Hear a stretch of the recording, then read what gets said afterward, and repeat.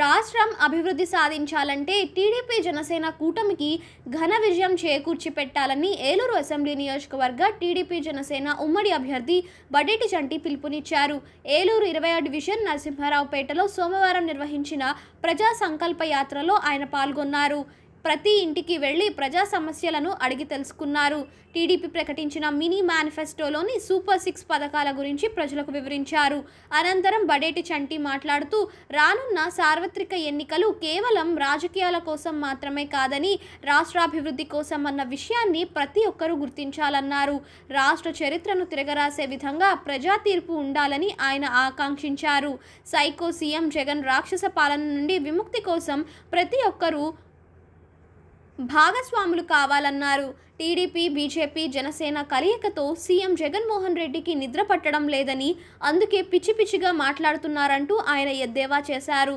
తనకు అధికారం అవసరం లేదంటూనే వచ్చే ఎన్నికల్లో మీరే నన్ను గెలిపించాలంటూ ప్రతి ఒక్కరికి మొరపెట్టుకోవడం ఆయన బేలతనానికి నిదర్శనమన్నారు.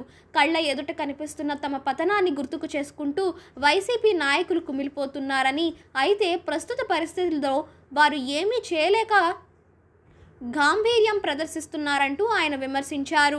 రానున్న ఎన్నికల్లో ప్రజా చైతన్యం వెళ్లి విరుస్తుందని, గతంలో కంటే ఓటింగ్ శాతం పెరుగుతుందని ఆయన ధీమా వ్యక్తం చేశారు.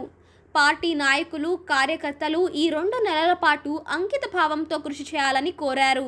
రానున్న ఎన్నికల్లో ప్రజలంతా అభివృద్ధికి ఓటేయాలని ఆయన పిలుపునిచ్చారు.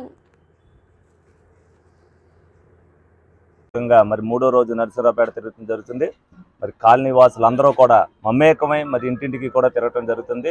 ఏదైతే వలసల పరంపర మొదలైందో ఏలూరులో, తప్పనిసరిగా తెలుగుదేశం జనసేన కూటమికి ప్రజలందరూ కూడా అంకిత భావంతో పనిచేయడానికి అందరూ కూడా సహకరిస్తున్నారు.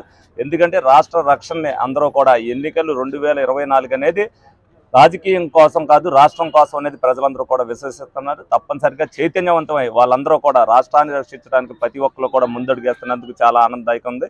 ఏదైతే జగన్ గారు చేయగలిపారు చంద్రబాబు నాయుడు గారితో, ఆ ఆశయ సిద్ధం కోసం ప్రజలందరూ కూడా సహకరించడం చాలా గొప్ప విషయం.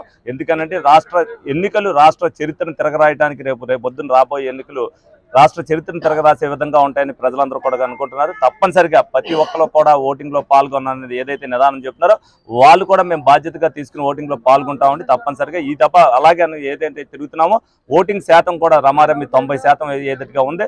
తప్పనిసరిగా ప్రతి ఒక్కరు కూడా ఇదే స్ఫూర్తితో ఎలక్షన్ అయ్యే ఈ 2 నెలలు కూడా కష్టపడాలని ప్రతి ఒక్కరిని కోరుకోవడం జరుగుతుంది. చంద్రబాబు నాయుడు గారి నాయకత్వం పట్ల ఏదైతే విశ్వాసంతో ప్రజలందరూ కూడా చేస్తున్నారో తప్పనిసరిగా రాష్ట్ర భవిష్యత్తు మనం అందరం కూడా నిర్ణయించుకునే విధంగా ఉండాలని మీ అందరినీ కూడా కోరుకోవడం జరుగుతుంది.